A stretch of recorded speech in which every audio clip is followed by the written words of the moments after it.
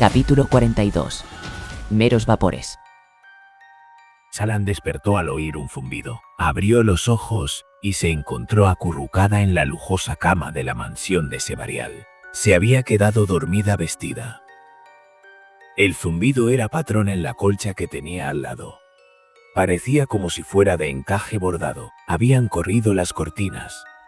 Ella no recordaba haberlo hecho. Y fuera estaba oscuro. Era la noche del día de su llegada a las llanuras. ¿Ha entrado alguien?, le preguntó a Patrón, sentándose en la cama y apartando de sus ojos unos mechones. ¿Alguien es? Se han ido ya. Salan se levantó y se dirigió a la sala de estar. Por los ojos de ceniza, apenas se atrevía a pisar la impoluta alfombra blanca. ¿Y si dejaba huellas y la estropeaba? Los alguien de Patrón habían dejado comida en la mesa. De pronto Salan sintió hambre. Se sentó en el sofá, alzó la tapa de la bandeja y encontró pan ácimo que habían horneado con pasta dulce en el centro, junto con salsas para mojar. «Recuérdame que le dé las gracias a Palona por la mañana», dijo. «Esa mujer es divina». «No, una exageración. Lo pillas rápido», dijo Salan mientras Patrón se convertía en una masa tridimensional de líneas retorcidas. Una bola flotando en el aire sobre el asiento junto a ella. «Soy demasiado lento. Prefieres algunos alimentos y no otros. ¿Por qué?» «Por el sabor», dijo Salan. «Debería entender este mundo, pero no. Hay muchas cosas que se me escapan. Tormentas. ¿Cómo describir el sabor? Es como el color. ¿Ves con la boca?» Salan hizo una mueca. «Esa sí que ha sido una metáfora horrible. Lo siento. Me cuesta pensar con el estómago vacío». «Dices que piensas sedaconeo el estómago», dijo Patrón. «Pero sé que no lo dices en serio. El contexto me permite deducir lo que quieres decir en realidad. En cierto modo, esa frase es una mentira». «No es una mentira si todo el mundo entiende y sabe lo que significa». «Esas son algunas de las mejores mentiras, Patrón», dijo Salan partiendo un trozo de pan ácimo. «A veces eres tan inteligible como un bablandés intentando citar poesía borin antigua». Una nota junto a la comida informaba de que Baza y sus soldados habían llegado y que habían sido instalados en un edificio cercano. Sus esclavos habían sido incorporados al personal de la mansión por el momento. Mientras masticaba el pan, estaba delicioso. Salan se dirigió a sus baúles con la intención de desempaquetar. Sin embargo, cuando abrió el primero, se encontró ante una parpadeante luz roja. Salan se la quedó mirando. Sería la persona que le transmitía información a Tim. Salan asumía que se trataba de una mujer, aunque como la estación transmisora de información estaba en Tashik, era posible que ni siquiera fuera borin. Podía tratarse de un hombre. Sabía tan poco, tendría que ser muy prudente. Tormentas. Podía hacer que la mataran incluso yendo con mucho cuidado. Sin embargo, estaba cansada de que la manipularan. Esta gente sabía algo de Uritiru. Fuera peligroso o no, era la mejor pista que tenía. Sacó la vinculacañas. Cargó de papel el teclado y colocó la caña. Cuando giró el dial para indicar que estaba lista, la pluma permaneció flotando allí, inmóvil. Pero no empezó a escribir inmediatamente. La persona que intentaba contactar con ella se había ido. La pluma podía estar allí parpadeando durante horas. Tendría que esperar a que su corresponsal regresara. «Qué inconveniente», dijo, pero luego sonrió para sí mismo. Se quejaba de verdad por tener que esperar unos pocos minutos para comunicarse instantáneamente con alguien a medio mundo de distancia. Tendré que encontrar un modo de contactar con mis hermanos pensó. Sin una vinculacañas sería incómodamente lento. ¿Podría transmitir un mensaje a través de una de las estaciones de Tashik, usando quizás un intermediario distinto? Volvió a sentarse en el sofá, con la pluma y la mesa de escribir cerca de la bandeja de comida, y revisó el fajo de comunicaciones previas que Tin había intercambiado con esta persona lejana. No eran muchas. Tin probablemente las había ido destruyendo. Las que quedaban se referían a preguntas relacionadas con Yasna, la casa Dabar y los Sandre espectral. Un detalle le llamó la atención. La forma en que Tin hablaba de este grupo no era la de una ladrona y sus jefes. «¿Patrón?», dijo Patrón. «¿Qué?», preguntó Salan mirándolo. «Patrón», respondió él. «En las palabras». «¿En esta hoja?», preguntó Salan, alzando la página. «Allí y en otras. ¿Ves las primeras palabras?». Salan frunció el ceño e inspeccionó las hojas. En cada una de ellas, las primeras palabras pertenecían al escritor de otro lado. Una sencilla frase preguntando por la salud o el estatus de Tin, que respondía siempre también con sencillez. «No comprendo», dijo Salan. «Forman grupos de 5, dijo Patrón. Quintetos, las letras. Cada mensaje sigue un patrón. Las primeras 3 palabras empiezan cada una con 3 de las letras del quinteto. La respuesta de Tin, con las 2 que faltan». Salan lo examinó, aunque no acababa de entender lo que quería decir Patrón. Él lo volvió a explicar, y entonces le pareció captarlo, aunque el patrón era complejo. «Un código», dijo Salan. Tenía sentido. Era necesario corroborar que la persona adecuada estaba al otro extremo de la vinculacañas.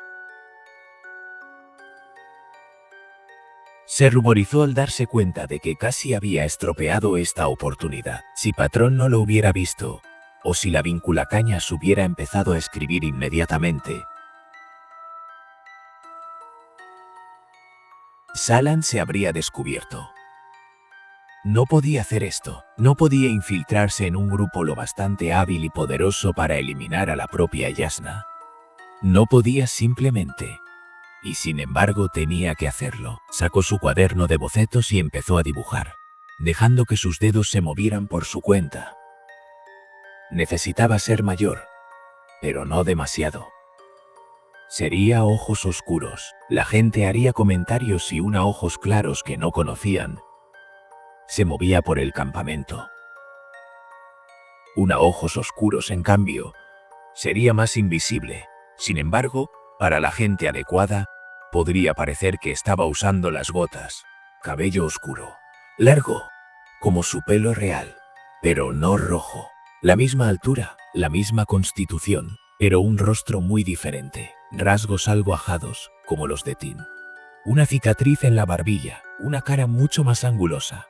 No tan bonita, pero tampoco fea. Más seria. Absorbió luz tormentosa de la lámpara que tenía al lado y esa energía le permitió dibujar más rápidamente. No era entusiasmo, era la necesidad de seguir adelante. Terminó con una floritura y encontró un rostro mirándola desde la página, casi vivo. Salan exhaló luz y la sintió envolverla, arremolinarse a su alrededor. Su visión se nubló durante un momento y solo vio el resplandor de aquella luz tormentosa que se difuminaba. Entonces desapareció. Salan dejó de sentirse diferente. Se tocó la cara, era la misma. El mechón de pelo que caía sobre su hombro era negro. Salan lo miró, luego se levantó del asiento, ansiosa y tímida al mismo tiempo. Se dirigió al cuarto de baño y se acercó al espejo que allí había, para ver un rostro transformado, un semblante de piel bronceada y ojos oscuros. El rostro de su dibujo con color y vida. «Funciona», zurró. Esto era más que modificarse el vestido o hacerse parecer mayor, como había hecho antes. Era una transformación completa. «¿Qué podemos hacer con esto?». «Cualquier cosa que imaginemos», dijo Patrón desde la pared cercana, «o lo que imagines tú. No se me da bien manejar lo que no es. Me gusta el sabor de esto». Pareció muy satisfecho consigo mismo por el comentario. Había algo que fallaba. Salan frunció el ceño. Alzó el dibujo y advirtió que había dejado un punto sin terminar al lado de la nariz. El tejido de luz no cubría su nariz por completo en ese punto, y tenía una especie de agujero difuso en el lado. Era pequeño. Cualquier otra persona probablemente solo lo consideraría una extraña cicatriz. Sin embargo, a ella le parecía escandaloso y ofendía su sentido artístico. Retocó el resto de la nariz. La había hecho ligeramente más grande que la de verdad, y podía extender la mano a través de la imagen para tocársela. La imagen no tenía sustancia. De hecho, si movía el dedo rápidamente por encima de la punta de la nariz falsa, se convertía en luz tormentosa, como humo que hubiera dispersado una ráfaga de viento. Retiró los dedos y la imagen volvió a su sitio, aunque todavía tenía un agujero en el lado. Un dibujo torpe por su parte. ¿Cuánto tiempo durará la imagen?, preguntó. Se alimenta de luz, dijo Patrón. Salan sacó las esferas de su bolsa segura. Todas estaban opacas. Probablemente las había usado en la conversación con los altos príncipes. Cogió una de la lámpara de la pared, sustituyéndola por una esfera opaca del mismo valor, y la llevó en su puño. Salan volvió a la sala de estar. Necesitaría un atuendo distinto, naturalmente. Una mujer ojos oscuros no. La vinculacañas estaba escribiendo. Salan corrió al sofá y contuvo la respiración cuando vio aparecer las palabras. Creo que la información que tengo hoy funcionará. Una simple introducción, pero seguía el patrón del código. Dijo Patrón. Necesitaba que las dos primeras palabras de su respuesta empezaran con las letras adecuadas.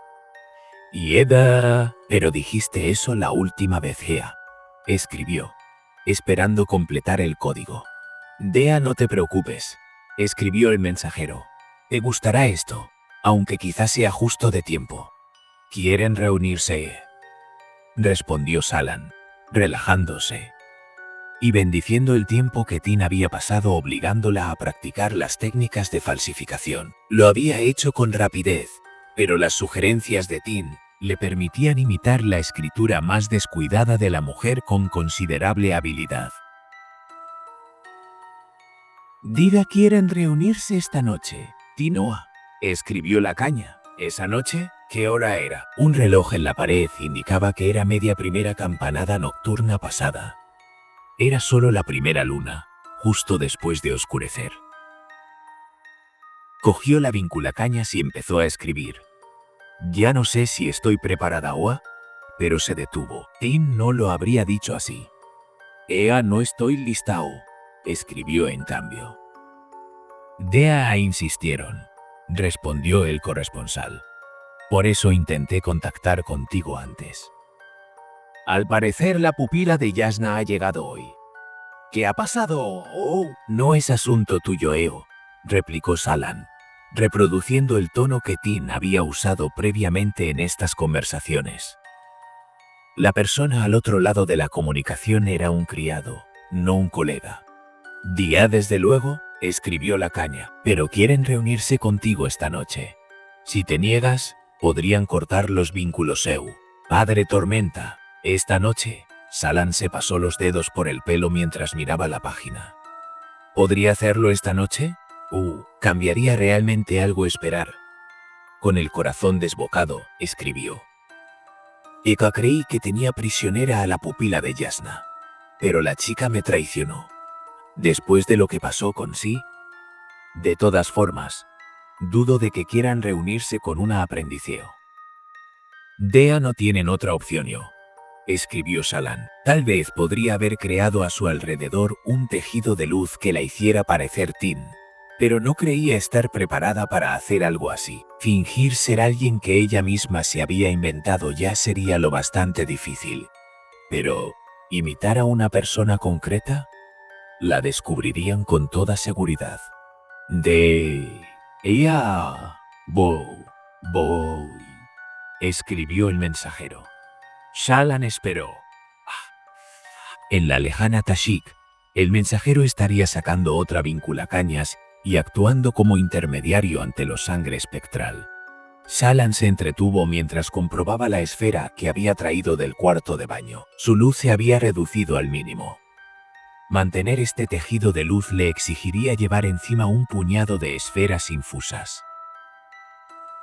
La vinculacañas empezó a escribir de nuevo. Deva aceptan. ¿Puedes llegar rápidamente al campamento de Sebarial? Yo creo que sí, escribió Salan. ¿Por qué allí yo? Tea es uno de los pocos que tienen las puertas abiertas toda la noche, escribió el corresponsal. Hay un edificio donde tus jefes se reunirán con tu aprendiz. Te dibujaré un mapa. Que tu aprendiz llegue al cenit de Salas. Siguió un dibujo que indicaba el emplazamiento. Al cenit de Salas tendría 25 minutos y no conocía el campamento. Salan se puso en pie de un salto y a continuación se detuvo. No podía ir así, vestida como una ojos claros.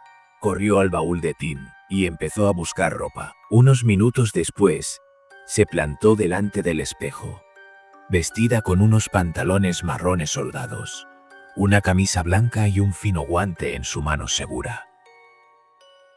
Se sentía desnuda con la mano expuesta de esa forma. Los pantalones no estaban tan mal. Las mujeres ojos oscuros los llevaban cuando trabajaban en la plantación allá en casa, aunque nunca había visto a una dama ojos claros usarlos. Pero ese guante se estremeció, advirtiendo que su rostro falso se ruborizaba. La nariz se movía cuando fruncía la suya también. Era buena cosa, aunque había esperado poder disimular su vergüenza. Era rígido y le llegaba hasta la caña de las botas, y se lo ató a la cintura con un grueso cinturón negro de piel de cerdo, de modo que quedó cerrado casi entero por la parte delantera, como lo llevaba Tin. Terminó cambiando las esferas de su bolsa por las esferas infusas de las lámparas de la habitación. Aquel defecto de su nariz seguía molestándole. Día algo para darle sombra a la cara. Pensó, corriendo al baúl. Sacó de allí el sombrero blanco de Bluth, el que tenía las alas que se doblaban hacia arriba. Esperaba que le sentara mejor a ella que a Bluth. Se lo puso. Regresó al espejo y descubrió que le gustaba cómo cubría su cara. Se veía un poco tonta. Pero claro, todo lo de este atuendo le parecía tonto. ¿Una mano enguantada? ¿Guantes? El gabán parecía impresionante en Tin. Indicaba experiencia y sensación de estilo personal. Cuando Salan lo llevaba parecía que estaba fingiendo. A través de la ilusión veía a la muchacha asustada de la rural Hakebet. Di a la autoridad no es algo real. Las palabras de Yasna son meros vapores. Una ilusión. Yo puedo crear esa ilusión, igual que tú, Eo. Salan se irguió, enderezó el sombrero. Luego se dirigió al dormitorio y se guardó unas cuantas cosas en los bolsillos, incluyendo el mapa del lugar donde tenía que ir. Se acercó a la ventana y la abrió. Por fortuna estaba en la planta baja. Allá vamos, le susurró a Patrón. Y salió a la noche.